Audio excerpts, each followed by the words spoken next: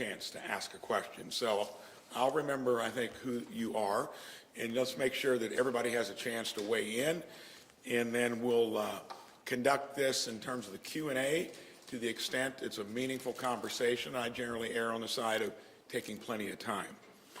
When Hoosiers elected me, I made it clear that this wasn't going to be business as usual. I'm here to do one thing: get results for Hoosiers.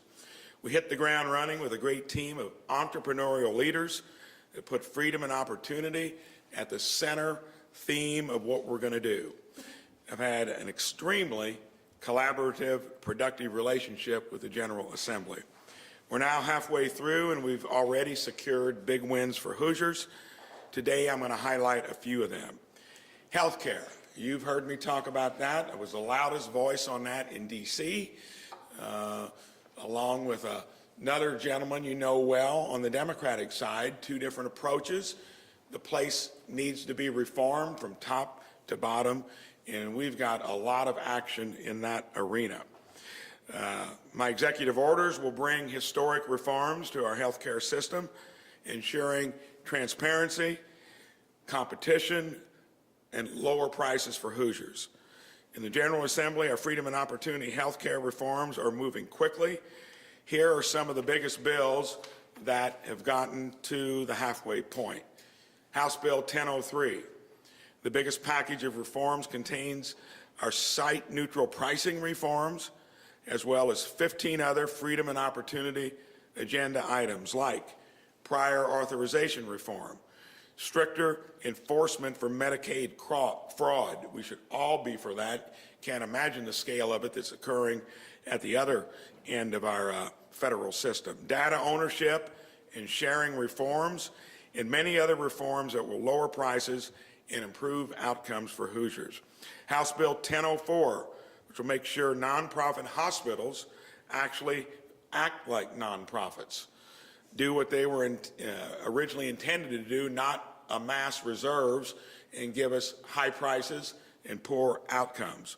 House Bill 1666 establishes an approval board for healthcare mergers and acquisitions and makes ownership information more transparent. We should all love transparency across the board, regardless of what it's trying to shine light on. Senate Bill 118, 340B transparency bill that reveals prescription markups. Senate Bill 140, which takes on PBMs that are driving up prescription drug prices across the board. While we're taking aggressive historic action on health care, prices, and efficiency, we're just getting started. Education. Half our budget's K through 12. Another 15% post-secondary support of public universities. Funding fully universal school choice. Increasing funding for school safety. Expand career scholarship accounts for kids with special needs. And increasing funding for education savings accounts programs. Senate Bill 146 increases minimum teacher salaries by $5,000. Bills are ensuring age-appropriate curriculum for students, reinstating A through F grades, and a suite of solutions to improve our academic achievement in math have passed as well. We just got good news recently where we're now 6th in the nation on an important parameter. So some of the stuff we've been doing is actually catching stride. We've established the Office of School Safety to keep our kids safe. Public safety, big priority for Hoosiers. Right here in our own capital city, we know it's important as well. Our agenda increases penalty for drug dealers and repeat violent offenders and sets mandatory minimum bail for repeat offenders. I just spoke at length with the Sheriff's Association earlier today, and they're on board with all of this. They feel a lot of what we've been doing on the law enforcement side has not been reinforced on the prosecution side. We're working to make sure that prosecutors who fail to apply the law are held accountable, increase funding for deputy prosecutors, and increase school safety grant funding. Hoosiers should know that we are taking a hard line against crime and drugs that destroy communities and put Hoosiers in danger. Property taxes, I'm sure there'll be a question about it. SB 1 was simply the agreement in the legislature that it was an important issue. We're at the halfway point. We've gotten the theme from them in the Senate that there's a definite interest in helping folks at each end of the spectrum. We need broader relief. And all I'm asking is for local school districts and local governments, both of which I think are the most important part of what states are about and communities are about. They need to be healthy, but they need to make sure that they've covered their legitimate costs with a reasonable growth factor and that they've not gone above and beyond. That's the wrestling match we'll have. I know numbers well. I'll be making the case to the taxpayer who I'm trying to get reset in a place that allows for the locals to be healthy, but if they bought a lot of shiny objects, they're sitting on a lot of cash balances, do a little soul searching yourselves, we'll end up at, I think, a place that's going to be a sweet, happy medium.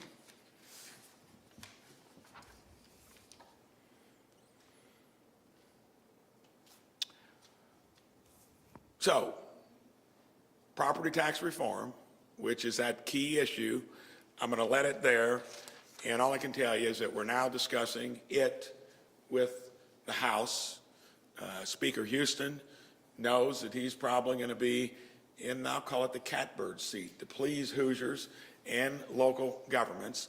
I'm going to be out there as an advocate again to get it in that right place. So you haven't seen the end of it. It is, I would view this whole session to date along the lines of what I described it generally to be. A lot of opportunity to take a state that runs structurally well. When you look at the budget, there's not a lot of daylight between what I proposed and the House's budget. But just so we all know, robust economic growth is around 3% per year. And if you're growing anything at any level of government by more than that, you're growing government at the expense of the taxpayer. And to put that into context, over the last biennium, we've averaged about 10% growth rates, 22 to 23, 23 to 24. You keep doing that, you're running like the federal government. The difference is they got a printing press in the basement. We don't. We got a constitutional amendment that says we got to balance it. And we got to make sure that you don't confuse our normal economic growth with the large S that came from the federal government, by the way, that was 100% borrowed. So you can't start running, no government can, based upon that had big impact on budgets over the last 2 years. So these bold ideas, all the things that we're doing, we're halfway through. The agenda, I am pleased, is, first of all, everyone's listening to what I ran on. The freedom and opportunity agenda is ringing well across the board, and we did hit the ground running. We've made great progress on the Hoosier Workforce Upskill Tax Credit to give employers a financial incentive to upskill their employees. Back when I was here 10 years ago, we were acknowledging that if we get workforce development done correctly, you could fill 65,000 jobs that pay more than most college degrees would generate. Sadly, through COVID, that's now 130,000. So if we get workforce development, get that mostly done when kids are in high school, we can add $3 to $4 billion to our state economy, and it would be by far the biggest economic development thing that we could do. So I want to work hard to make sure that we get that balance, since we're K through 12's half, post-secondary is another 15. That balance between sending kids towards a 4-year degree, where 50% of them don't complete it, they end up wasting time and money. We need to make sure that we're guiding them into degrees that have markets here in Indiana, and then we finally resolve how we get to a better place in workforce development. First 5 minutes, of any second half in basketball, which I love, played it many years ago, I'll use that analogy. And we're not coming from a place that is really in bad shape, other than we've gotten used to budgets that have grown 3 times the level that we can sustain them into the future. We will get there. I'm listening again to the people that got me here, Hoosiers in general. Just as I was speaking to the sheriffs earlier today, I invited all them. You're the rank and file. You've got leaders that I've said, listen, get me information that helps us run this state better. I'm doing that across this newly organized state government, which lends itself to getting good ideas from the trenches where they normally come to where we fix things in a better way for all Hoosiers down the road. Now I'll take the first question from someone who has not been able to ask one before. Go ahead. So I want to talk about, what are your thoughts on the efforts to share property tax revenue from Christian schools with charter schools, and how do you think that will affect where Senate Bill 1 lands, or landing where you want? So that idea on education, number one, has got to be founded upon the principle of parents being in the driver's seat. They should have full flexibility to decide how they want their kids educated. And when it comes to sharing resources, if that should be available to anyone that is providing that option to parents. And I think on the other hand, you got to make sure that you're measuring results. So my feeling is you should share those resources. In many places, the charters are the only option. And that's in rural counties as well as many of the places where we got to figure out how we make the traditional public system healthier. But the only way you do it is you do it through competition and choice, not continuing a one option only. So I think those resources ought to be shared, and we'll find the resources to do it. And we've not taken anything away from public education. We've committed that it's the most important thing we do in our budget. So I'm going to be interested in making sure that everyone gets resourced. That's how you get to a better place. Go ahead. Governor Braun, last week you mentioned that Indiana was going to be okay from a fiscal perspective, regardless of what the federal government does. However, there are a number of House Republican leaders, Speaker Houston included, the House Ways and Means Chair. They say that what's going on at the federal level in DOGE could affect what's going on with the state budget. In fact, House Speaker Houston is talking with members of our congressional delegation to give Indiana a runway should DOGE cuts impact the budget. What are your thoughts about that now? That's an easy one for me. I was on the budget committee in the Senate for 6 years. We never did a budget. We couldn't even agree to a top line. And whenever I ask any Hoosier, and I'm saying all of you would agree with this, if you knew that every dollar of a new federal program now is 100% borrowed, you'd probably think differently in terms of, is it a good idea? Or should you figure out how not to be there? 30 cents on everything we spend is coming from borrowed money. So when you see Elon up there with a chainsaw, it looked like it was fabricated. I've never seen one that shiny. It's trying to make a point. And in that place, it was frustrating because there were 2 or 3 of us that no finance, no macroeconomics, and no one was paying attention. And you know what happened in the 6 years I was there? We added another 18 trillion to the backs of our kids and grandkids to pay it off. So when you get used to something, when you're not really having any skin in the game, other than getting the largesse of it, it's a lot of what had to do with our budgets jumping 10% over the last biennium each year. So they're going to find a lot of good stuff. Obviously, it's going to shake that system. Here, we're in structurally good shape. We balance our budgets because we have to constitutionally. You don't have the printing press in the basement. So they are going to have pushback from the whole system. even the ones that may not even show up for work that like the current structure of it. Here, we've got the benefit of being able to take a surgical approach. I'm asking all agencies to find common sense things that make it work better. We never got used to, hopefully, having borrowed money that you can't sustain year after year being part of what we do. So it's a much different dynamic. It's programs that we've become too dependent on, yes, we may have to scramble to see if they're good of how we do it on our own accord. That place is going to change one way or the other. This is just the opening salvo. And if they do fail, I can tell you the numbers will fix them in the long run. State governments are in a different dynamic, and I'm pleased to say that we've been good stewards ever since Mitch Daniels got here, to where we've been basically not getting too ahead of our skis, other than 22 to 23, 23 to 24, and we're going to be okay transitioning through that. Governor, speaking of D.C., Yes. lawmakers there this week. Everybody, you've asked me a question before. Anybody else want to jump in? Go ahead. And we'll come back. Okay. Yeah. So state government leaders will have to take some kind of action regarding Indianapolis's pursuit of an MLS bid. Yeah. And the commissioner is in town. Have you met with him? Or He was in town yesterday because I talked to him. What was that conversation like, and is there anything you're expecting? I mean, we're the sports capital of the country.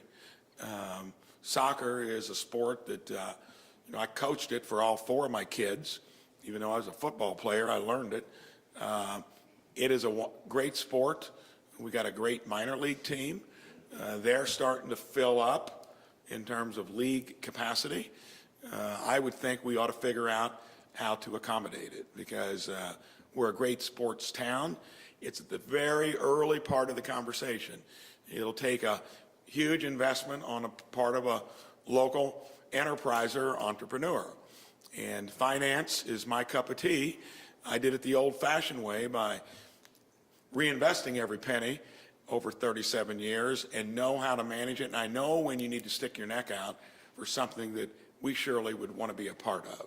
And beyond that, I can tell you that that first meeting was yesterday, and I think we'd be regret it if we don't find a way to bring MLS to Indianapolis. Is there anything you're directing the state budget committee or state lawmakers to do? No, because it's too early. Yeah. We're just having the discussions on how much you need, whether you could need a new facility, whether you got to build or can do something with an existing.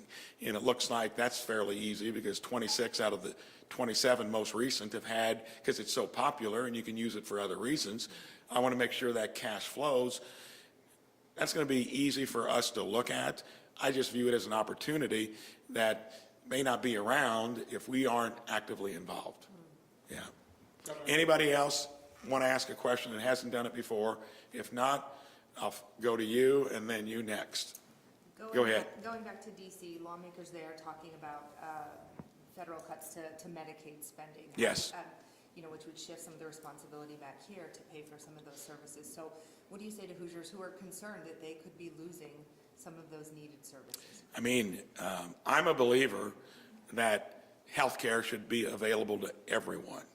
In a country like ours, and the reason it isn't, is it costs twice as much, almost, as what it does for other countries. So the way that we make Medicaid easier and more broadly available is make sure there's no fraud in it, and that all the people that are supposed to be on it are on it, not others. But we got to lower health care costs, mostly from hospitals, because they are now 50% of the health care budget. And even in a state like Indiana, IU Health, our largest provider, is now paid by the federal government through Medicaid and Medicare, where it's 56% of their revenues. So we're slowly going that way. And then you've got the private side that's been financing an unhealthy healthcare system. If we get it right in the long run, insurance companies and hospitals are going to have to be entrepreneurial And there are going to be many governors like me. I fixed it in my own business. I've referred to it can be done. But to do it broadly, they're going to have to start running their operations more efficiently. Then you make Medicaid less expensive, Medicare, and if you want to maintain the private side, which is increasingly feeling the burden that they're having to reimburse at rates 200 to 300% and sometimes more than what Medicaid and Medicare do, we've got a problem that sooner or later will collapse. Got to bring healthcare costs down through transparency and competition. That's how we get to it. In the meantime, if the industry doesn't make things less expensive, you're going to find the federal government is going to become a heavier business partner since they're paying most of the bills anyway. And I think the healthcare industry will regret it. It's gradually going that way. So when you want to look at the specifics, we'll do everything we can to run our side of Medicaid more efficiently, make sure the people that need it are covered, and make sure that there's no fraud in the system. And there's a lot of it at the federal level, and we've got a decent amount of it at the state level. Governor, Go ahead. you talked about Senate Bill 1 and property taxes. Yes. You also mentioned that you possibly maybe veto if it doesn't provide enough property tax relief. You say you know numbers well. The governor's veto can be overridden by a simple majority of the legislature. Is a veto threat very likely, or could you elaborate that a little bit more? That's not a very nice number, is it? So, of course, if you do veto something here, it would have to be for the impact, especially if it was by a narrow margin. Most of what I think you're going to see in this administration is there's been more collaboration with the legislature than we've seen in a long, long time. They're coming to see me at the residence. We're having meetings with everyone in here. We'll get to a point where we'll find out that solution on SB 1. And if not, as a last resort, I'm listening to the people. I know how to use the microphone. I think I'm going to be in a spot to where I size up what Hoosiers think is reasonable. And I'll use those as a last resort. I don't expect to, because if you're collaborative, and especially when you're trying to do something difficult that's gotten out of hand over 3 to 4 years, that's not easy. I've also been very public about school districts being healthy and local governments. And when you come from the entrepreneurial world, it's a different dynamic than the way government normally works. But I've never found anything that's difficult if you're not talking to your partners about how to get there. So I feel good at the halfway point. House is now looking at it, that we'll be in good shape there. But if it does come to where we don't get there, even though it doesn't, it depends on what that end product would pass with what type of margin, I'm not going to be afraid to use any of the tools that I have here as governor of Indiana. So you're hoping not to veto, but you will if necessary. I'd say you've got it summed up pretty well. Go ahead. Thank you so much. I know you had signed a legislation, or you had signed to ban DEI from Yes. state agencies. And I'm also curious, there's also a bill that's coming up that through Senate that is looking at taking out DEI in state schools. Now, how do you respond to people who are saying that this is regressive? Yes. Tell you how is it was a couple of weeks ago, had a large group of black pastors and educators that I spoke to. They came in, did not schedule the meeting. That was fine with me. Pledged that we'd have a discussion. I think they were afraid that it may be months down the road. That was on a Wednesday. We did it the next Monday. Martin University came up, had a great conversation with the president of the university. They're really focusing on workforce development. I think that focus there is a wonderful kind of emphasis on what we need done better. And so I'm going to work on everything I've heard there. And when we look at MEI as opposed to DEI, it basically boils down to a discussion on what do you mean by merit. Well, I think we all know what's meant by merit. We want the best folks in office or doing something based upon their ideas and what they're bringing to the table. And I'm very aware of how many have struggled to date. So when it comes to equity versus equality, to me, that's simple. If you're focusing too much on equity, you're contriving outcomes through government. You can see where that's falling apart, even constitutionally. We've heard from the Supreme Court on it, but that doesn't mean we can't amalgamate it into a place that pretty well is going to address all of it. But when it comes down to it, it's going to have to be merit and make sure there are no vestiges of discrimination and bigotry and all the stuff that used to underlie, while folks from across the spectrum weren't feeling like they were seeing opportunity. We'll get there. I'm already discussing that with the stakeholders that raised that early concern. And it won't be a one-off discussion. I'll be involved in that until we get to that right point. Last question. Just to Okay. follow up on, I'll take 2 more questions when she says last. Go ahead. to follow up on Bill's question, between the veto threat, which you say is a Yeah. lesson for, but between that and digital ads targeting lawmakers over property tax reform, how concerned are you that you're risking spoiling some of these relationships?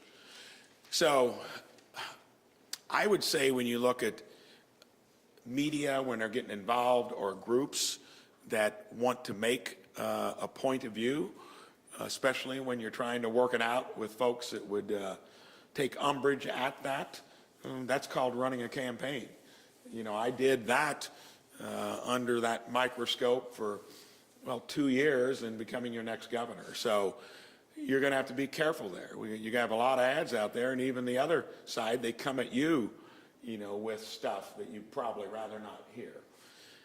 Healthy conversation, even when it pushes you the wrong direction or might push the folks that you're wanting engaged in the conversation in a way, I'd say don't go overboard with it. But if it's information that needs to be out there, hopefully it's uncomfortable only because it's addressing something that needs to be changed in a positive way. So it's part of the process.